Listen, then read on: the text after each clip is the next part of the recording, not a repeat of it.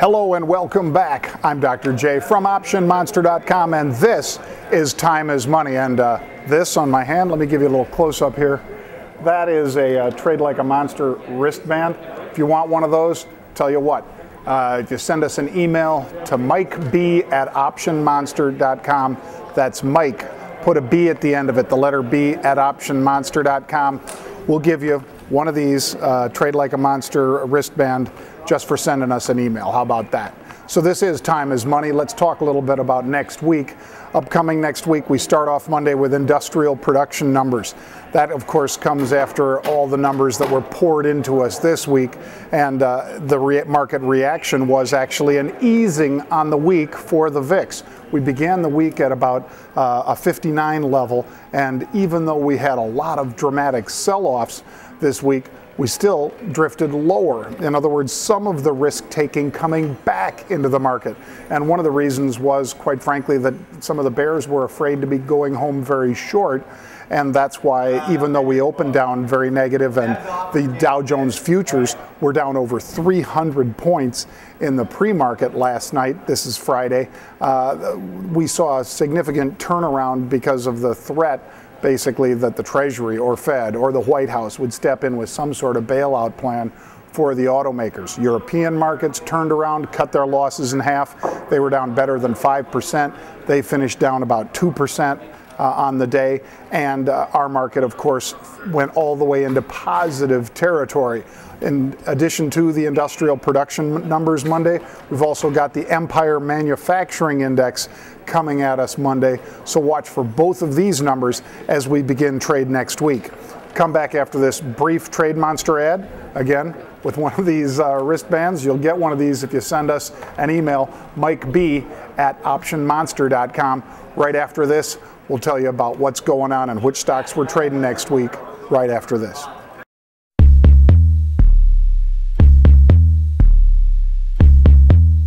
All right, welcome back. So, as we like to do at this time of the show, we tell you about what's going on next week. No earnings report bigger than Goldman Sachs.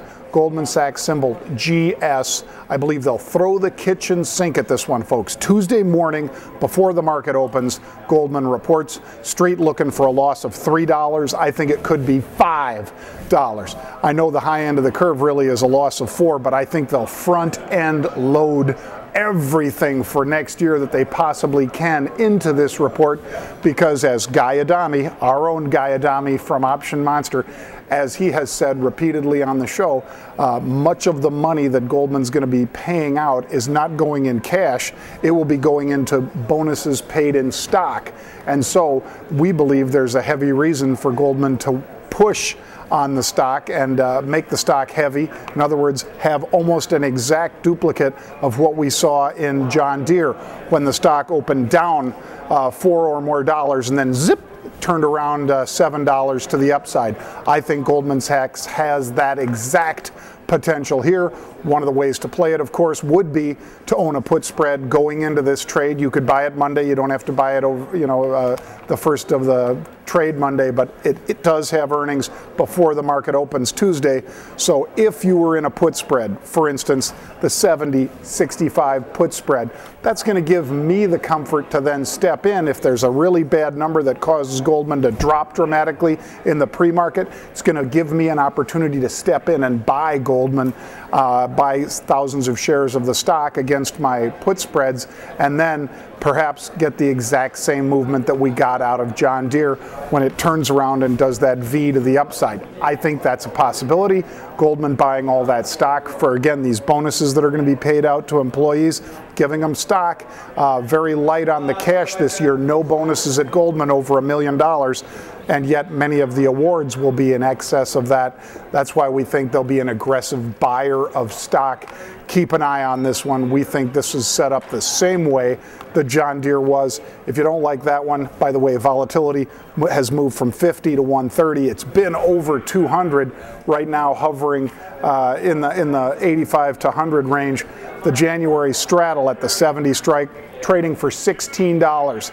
If you're somebody willing to sell that, that means you're buying stock at 54 or selling it at 86, and I like the possibilities there as well. Next, Adobe. They also have earnings on Tuesday, 55 cents or double nickels what they're looking for there. Stock's down from $46 a share to $22 a share. The vol has moved from 40 up to 80 and right now is trading 100 going into these earnings. So obviously at the upper end of its recent range. Over 3,000 puts traded at the December 22 strike. It does seem to have a lot of support right around 20, so I wouldn't mind being in a spread here where I sell the January 22 puts and buy the January 20 puts. So taking in a credit for that put spread of about $1. I like our odds on that one. I know I can only lose $1.50 if I'm wrong, and yet if it opens down and then rallies back, this spread starts to contract and I'm pulling money off the table, and I generated a credit doing the trade. So those two to start off with. Tuesday, Goldman Sachs and Adobe. Push ahead to a little later in the day, and then we've got Best Buy. 29 cents for Best Buy, BBY. What are they going to say about how the Christmas season has been treating them so far? What are they going to say about projections next year? And don't forget, one of their biggest competitors, Circuit City, closing a whole bunch of stores. Also, Tweeter closing a bunch of stores. Best Buy, even though they've got a tough time, do they come back and tell us that the Christmas was saved by flat screens and by some of the inventory management they did? We're taking a look at vol, which had been 42, now up around 110. Take a look at potentially doing a calendar spread where we're buying the January calls because they're trading at a 75 against that 100 vol in the front month. That calendar spread where we buy the further out, sell the nearer term, gives us a limited risk trade and puts us in a position that Best Buy comes out, the volatility comes out of the front month, and we make money on that compression, still have our further out options with 40 some odd days to go. So that's Best Buy, BBY. Lastly, Wednesday, Nike, NKE. Set yourself up with Nike. It's had a doubling in volatility from 32 to 74. Presently, we've got right around 70 readings for Nike. I like selling this straddle as well, the January 50 straddle, for about $8. So if you take a look at this graph that Andrew's going to snap up here, you take a look at a graph of what a straddle payout diagram looks like. If you sell the straddle for $8, you make money to $8 lower in the stock, you make money to $8 higher in the stock, and if volatility contracts, that straddle narrows, we make money on that.